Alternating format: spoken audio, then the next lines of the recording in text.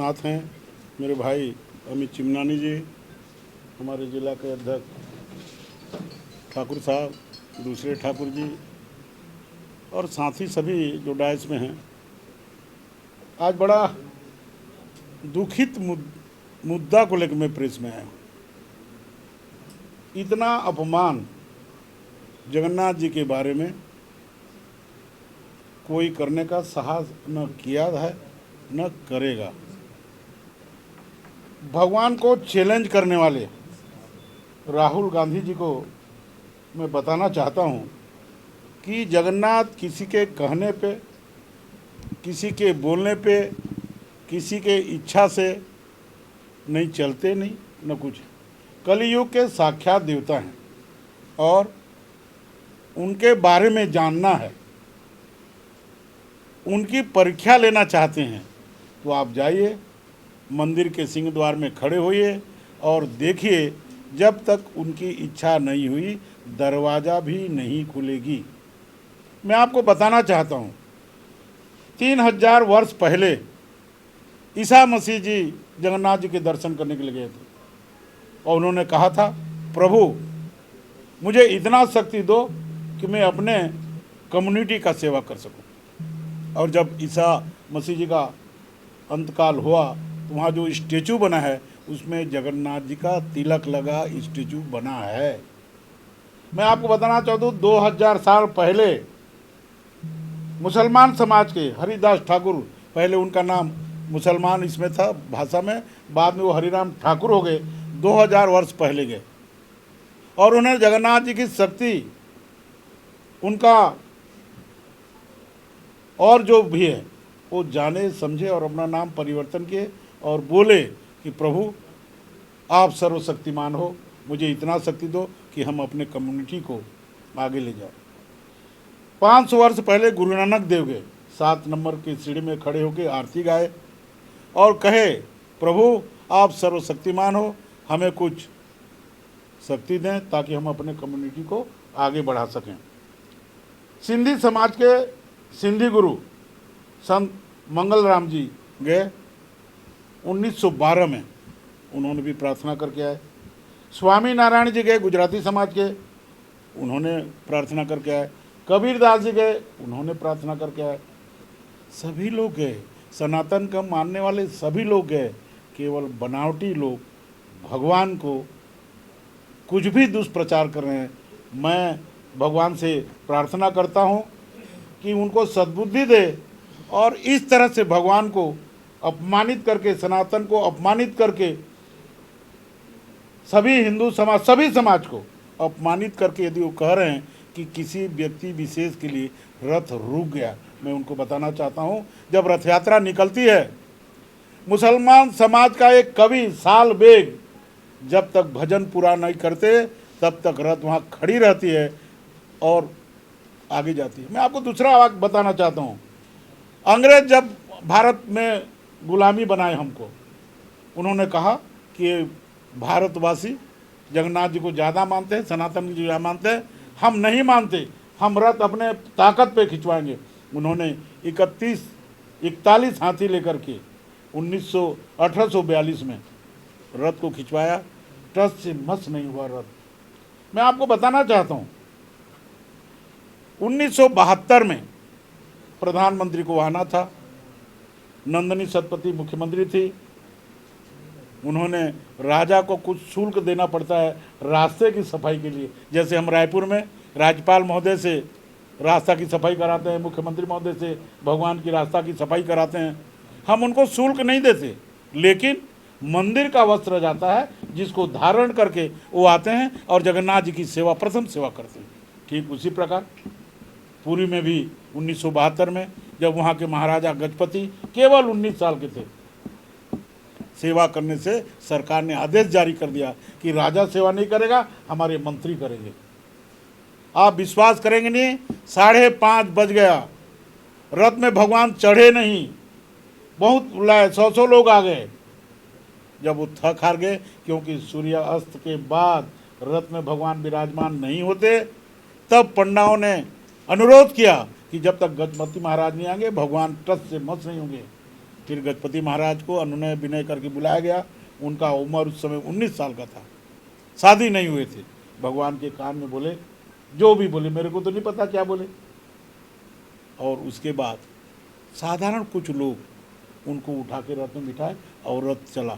तो इसको बोलते हैं गर्भ गंजन। जगन्नाथ जी गर्भ जो करता है उसको गंजन करते हैं। तो नंदिनी सतपथी का मुख्यमंत्री थी, उनका गर्भ गंजन हुआ। मैं आपको एक चीज बताना चाहता हूँ, जब कोरोना आया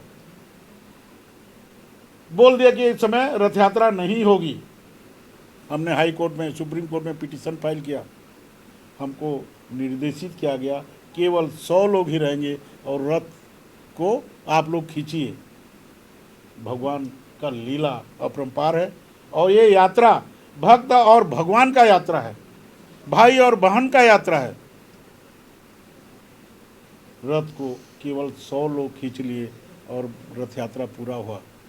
आप किसी दिन जाइए, आप गूगल में देखिए, आप यूट्यूब में देखिए कि लाखों 25 लाख लोग रह के रथ खींचते हैं, तब रथ खींचाता है। किसी के मर्जी से नहीं चलता है।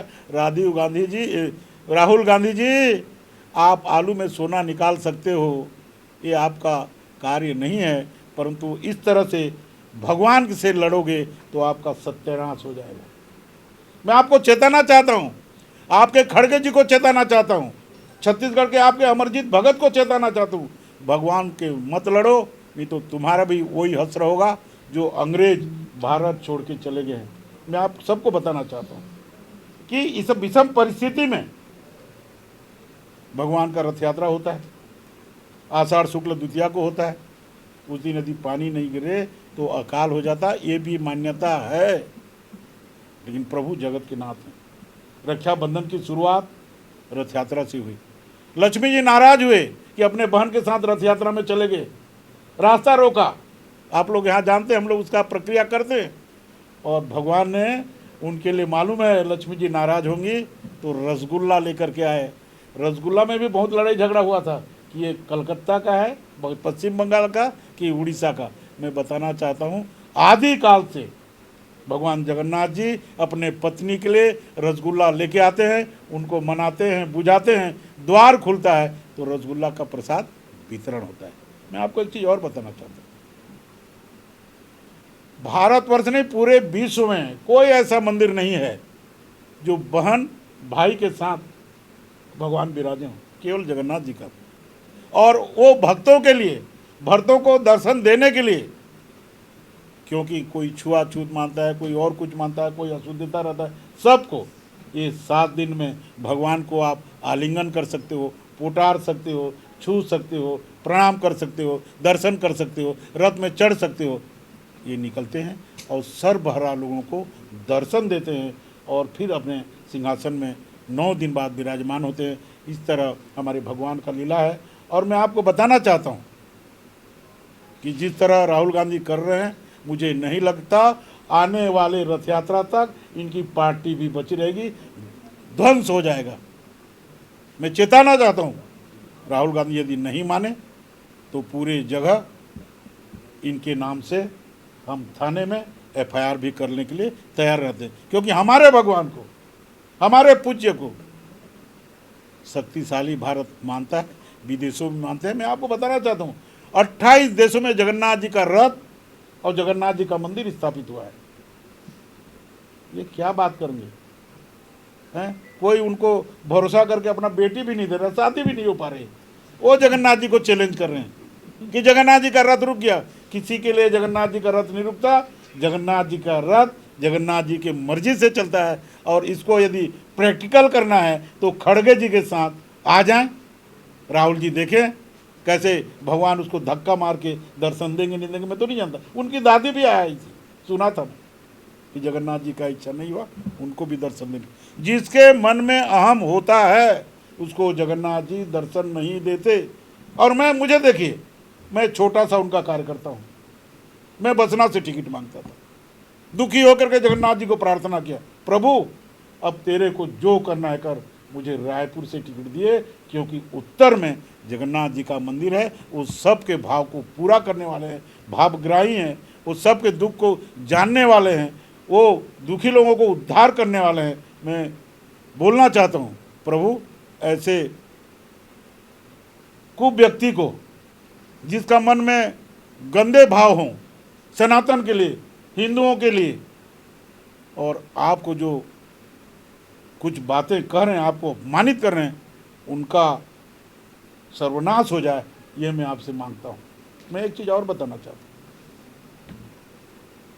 कांग्रेस पार्टी का मुद्दा नहीं है तो राहुल गांधी का मुद्दा है, पर उनके जो चेला चामुंडा है उनको चेताना चाहता हूँ, जब कुर्ते के ऊपर जनेऊ धारण करते हैं तो आपके मुंह में क्या पट्टी बंधा रहता है कि गोबर भरा रहता है? कोई सनातनी, कोई ब्राह्मण, कोई जनेऊधारी क्या कुर्ते के ऊपर, टी शर्ट के ऊपर जनेऊ संस्कार करवाया या पहना है? क्या दिखाना चाहते हो? तो विश्वनाथ जी के दर्शन करके ऊपर से जनेऊ पहन के जाते, शर्म नहीं आती तुमको? मैं पूछना चाहता हूँ, आप ठीक से रहो, नहीं तो भारतवासी आपको ठीक कर देंगे, वापस आपको इटली भेज देंगे, वहीं इटली डोसा खाते रहना। मेरा निवेदन है सबसे कि इस तरह की, और मैं बोल रहा हूँ कांग्रेस का जो चाल चलन चरित्र है वो अभी भी, हम 15 अगस्त 1947 को आज़ाद नहीं हुए ये कांग्रेसीकरण करके, सोनिया माता को आगे, राहुल भैया को आगे, प्रियंका क्या बोलते हैं, सब आगे कर दिए। क्यों? उनका स्वार्थ है कि भारत को हम निचोड़ते रहेंगे, ये गाय जैसे दूध देते रहेगी, हम खाते पीते रहेंगे, ज़्यादा दिन तुम्हारा बचा नहीं है राहुल गांधी। तुमने जगन्नाथ जी से लड़ लिया, अब देख लो अगले रथ यात्रा तक तुम्हारी कैसे दुर्गति होती।